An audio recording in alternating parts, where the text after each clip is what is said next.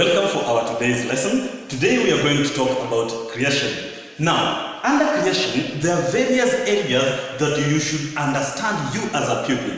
Number one, we are going to talk about the order of creation. And under the order of creation, it is divided into two accounts of creation, where we have the first account of creation that majorly talks about God using the word of mouth to create the universe. And the second account of creation, where God took soil from the ground and he molded man from it. And always remember, it's very simple.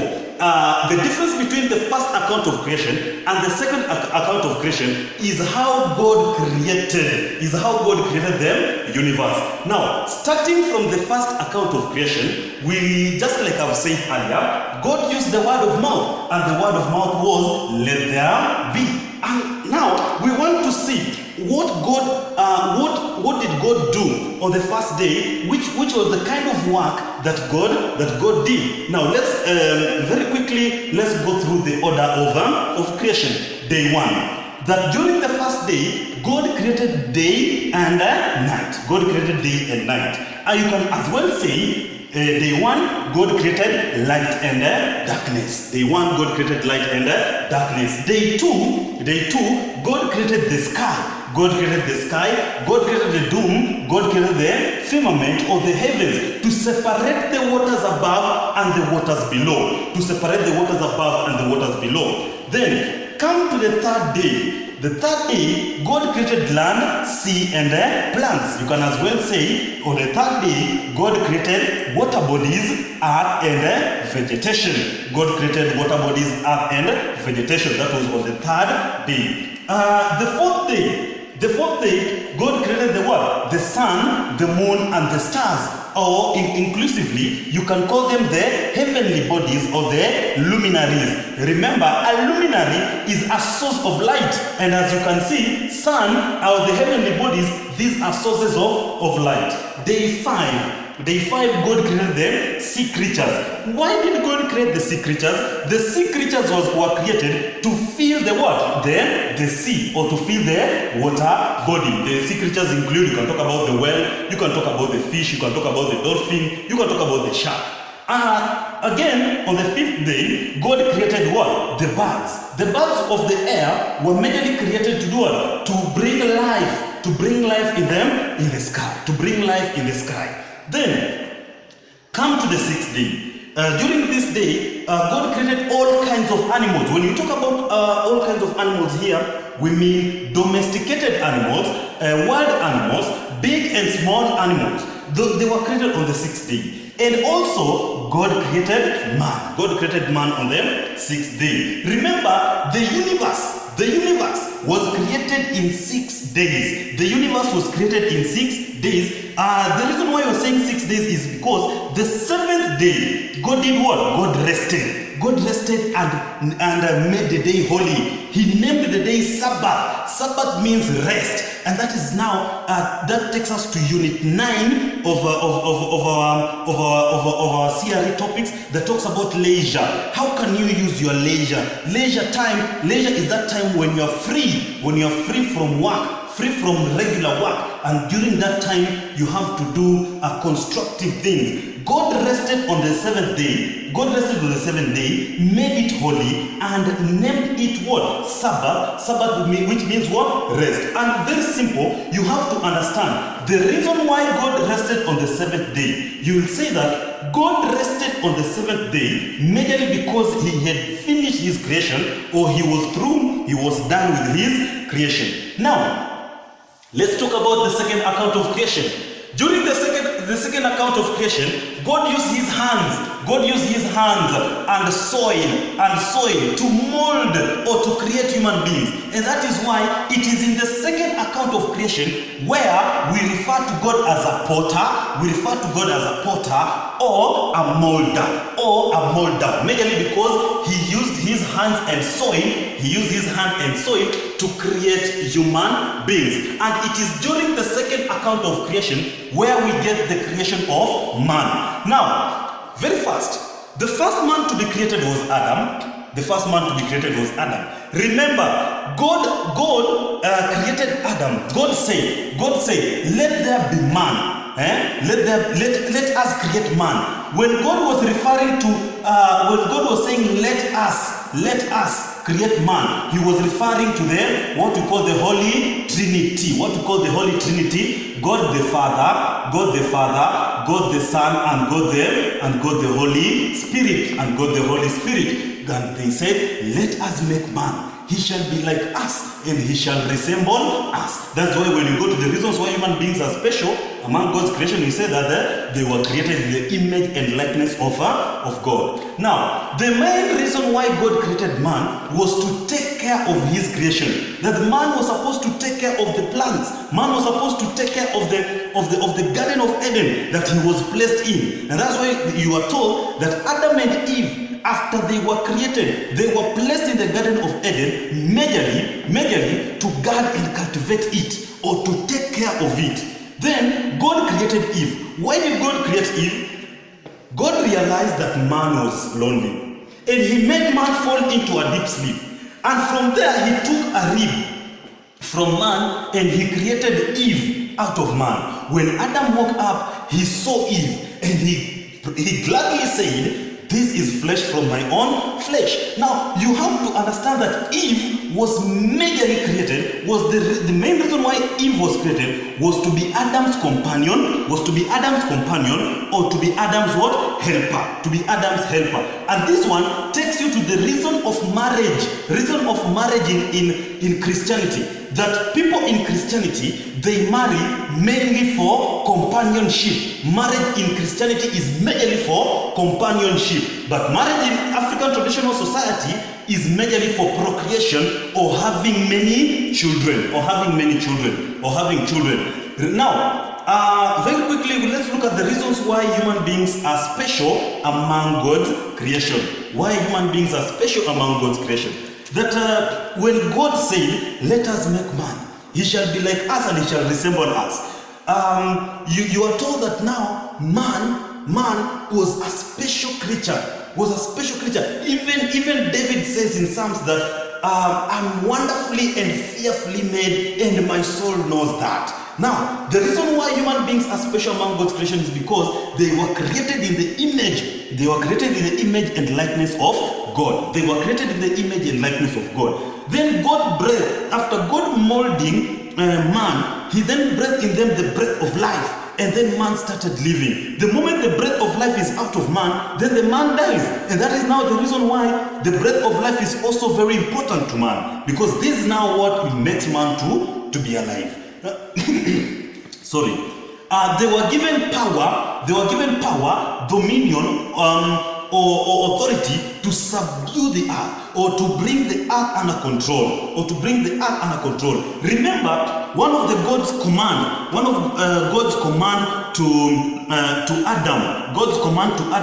Adam and Eve. God commanded them to multiply and fill the earth. That was one of God's command to Adam and Eve: multiply and fill the earth. So by so doing, they were following God's the fall of man, or the fall of human beings. Now, after God placing Adam and Eve in the Garden of Eden, they were given instructions. They were given instructions that God placed Adam and Eve in the Garden of Eden to guard and cultivate it, or to take care of it.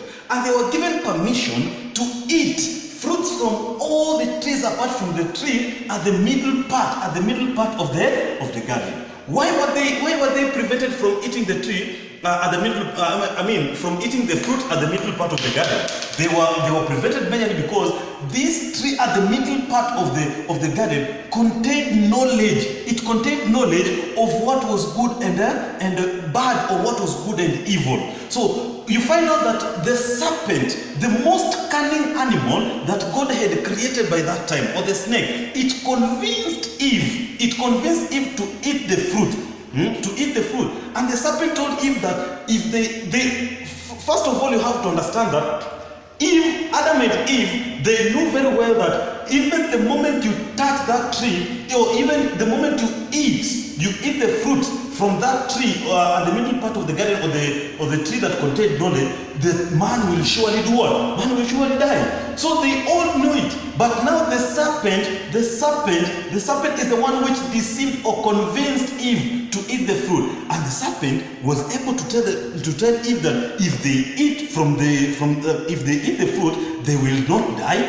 They will be like God, and they will know what is good and what was bad. Now, Eve, seeing that she will possess the wisdom like God, she decided to eat the fruit and gave some to the husband who was there with her. Now, immediately, you are told that the immediate result of Adam and Eve eating the forbidden fruit is that they realized that they were naked. They realized that they were naked. Their inner eyes opened and they realized that they were naked. They immediately covered themselves. Covered themselves with what? With the fig leaves. They covered themselves with fig leaves. They covered themselves with fig leaves. And that evening, when God was walking in the Garden of Eden, he could not be able to see Adam and Eve. When he called them out, Adam responded that he was hiding from God. Then God asked Adam, why was he hiding? Then you are told that the main reason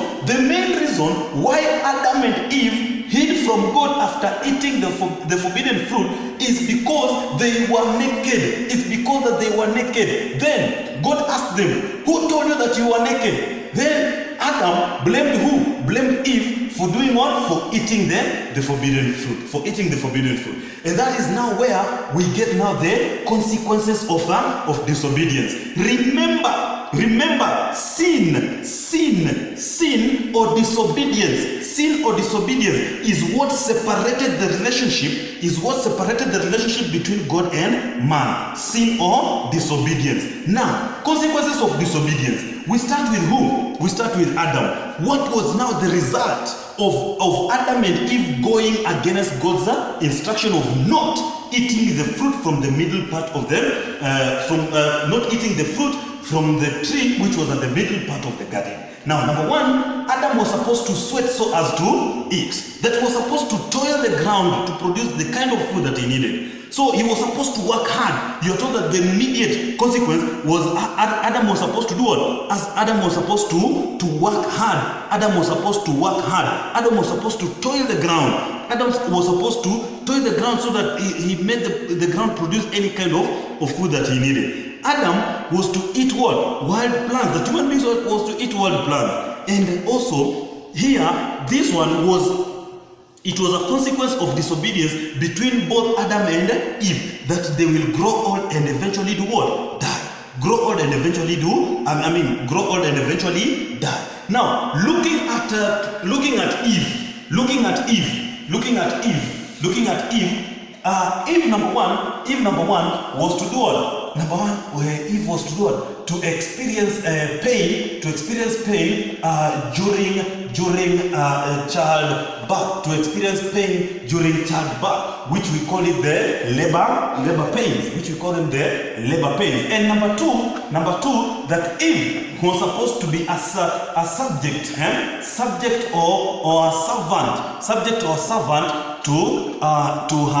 to her husband. Subject or servant to her husband. Then the third one is that God created what? Enmity. God created enmity, and enmity was between who? It was between Eve and the snake, or between Eve and the serpent. Eve and the serpent.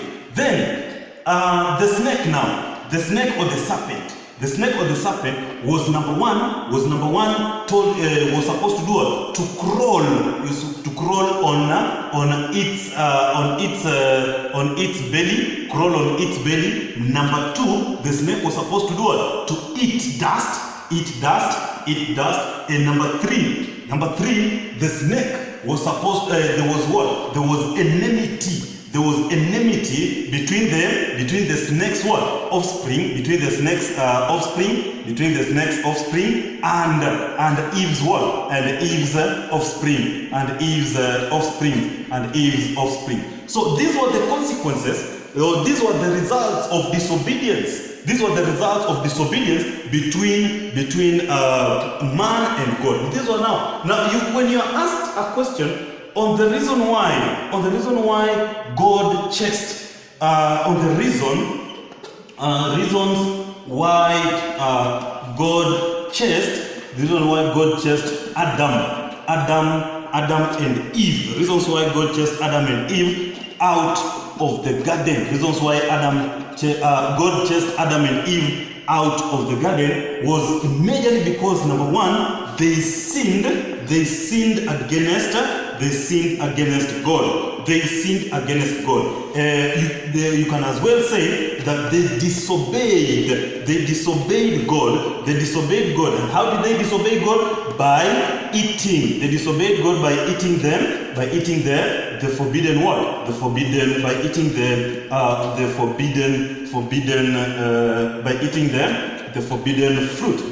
the forbidden fruit. So that was the main reason why God chased Adam and Eve out of the Garden of Eden. That they sinned against God, they disobeyed God, or they ate the forbidden fruit. Now, having discussed all these areas and putting in mind that question 1 is majorly, question 61 in theory is majorly about creation, I encourage you to go through some of the notes that we had written and also do revision each and every time. Thank you for the lesson and God bless you.